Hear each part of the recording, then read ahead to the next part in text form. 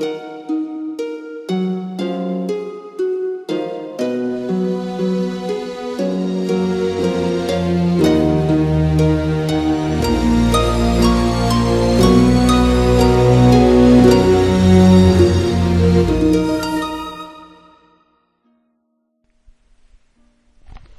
what's up guys? Ryan here with the Rona Project, and we're back with another character description.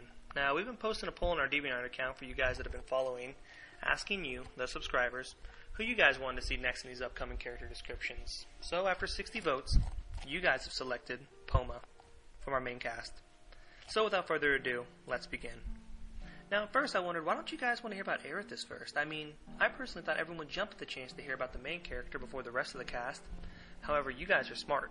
You guys selected Poma, which is a half-Wimic, half-human, outcast child of Thimbree. Now, I realize you guys are very observant, and picking Poma is not only going to give you guys a better understanding of the story, but a deeper appreciation for our main character, Aerithis, when his time comes for a character description. Also, I'll be going over Poma's personality, his specs, which include his fighting abilities and forms of combat, and his past. Let's begin. Poma's an outcast.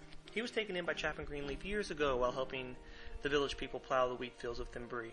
An abandoned cub was all Chaffin first thought he'd seen. However, upon further inspection, the young cub, which was unable to walk on his own at the time, had a humanoid figure, which resembled what is expected to be a half-human, half-Wimic. Now you might be thinking, what the hell's a Wimic? Well, let me show you. Wimics are, for the most part, the sub-lion creatures which have a lion head to go with their humanoid arms and upper body.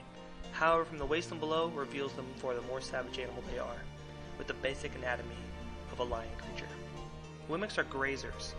Unlike the lions of our world, Wimics in Rona are both carnivores and herbivores, which means they eat about everything, not just meat. Poma, well, he personally prefers fish.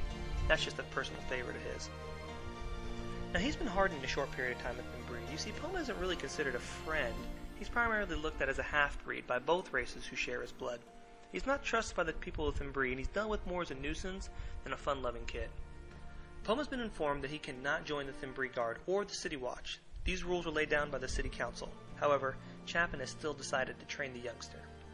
Chapin was also one of the few who voted that Poma should be given the rights that all Thimbree citizens are given. Since Poma was a child, he's always wanted to learn to read, and now he does so every day. When him and Aerithis aren't getting into trouble, that is.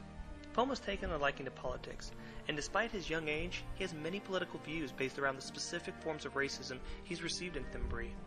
Despite some of the unjust Thimbree circumstances, Poma still loves Thimbree, and its people, primarily. He's a fun-loving kid who spends almost all his time with Aerithis, Marks, Ellie, Hut, and Sonjay. Well, whenever Sonjay's around. Poma and Aerithis are best friends. Because the two of them share the nature of being a different race in an overly populated human region, they have a lot of things in common, including a streak of orneriness that has landed them in more trouble than they would like. Now, as for combat goes, Poma carries a wide range of abilities when concerning combat. He is more than proficient with the bow staff, which he carries with him all the time. Poma uses his staff for everything. He prods Aerithis, fishes.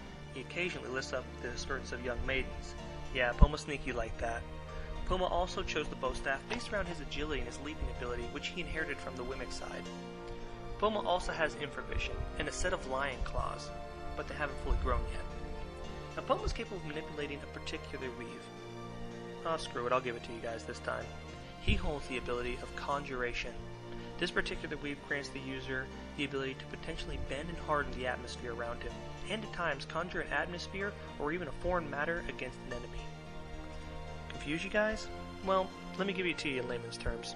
The first picture you saw on Poma, he was using a shield spell to block missile attacks, but he could also use the same weave for such things as creating particles to blind his opponents, or even creating a particular blast attack. Now, he hasn't learned all these abilities I just mentioned, but in fact he's still working on his shield spell.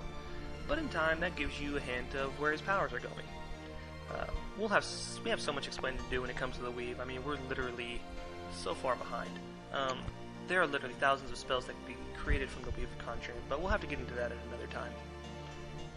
Now, as for his history, Poma has a little history to speak of yet. I mean, the history before his birth and up until his childhood, well, that's a story eventually that must be revealed, but all in good time. Poma's a wanderer as for now, looking for a place not to call home, but that feels like home.